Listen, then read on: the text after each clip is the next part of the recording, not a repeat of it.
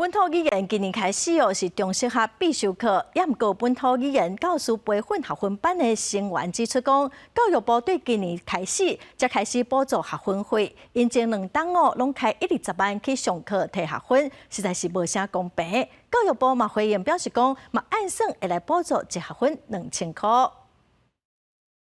高中以下本土语言这学期列入必修课，这几档嘛有真侪人加入教学行列。不过要取得教学资格，读学士后本土语教育学分班的费用贵三三。教育部是对111年才开始补助学分费，109年学分班的老师真不满，讲因真有热情，所以目前对待。阮看到这，阮搁咧读，看到这真感觉足心酸的，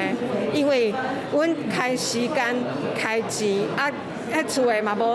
无讲大家拢支持，啊，搁有迄落同事嘛，感觉你这足奇怪。甚至有的学员还去小额贷款，因为寒暑假我们也得上课，也得付学分费。 这是非常，就是金钱上就是一个很大的压力。徐老师讲，伊有教师证自费去上清大学分班，2档就要开19万，隔壁班的同学要加收教育学分费，至少要29万，佫无包括着交通费等等。嘛有老师提出资料，109年全台有200多人读学分班，那加入补助，教育部大约需要支付3000多万左右。本部就109年至111年9月1日前已修毕学分的部分，也依法规修正及经费筹措事宜，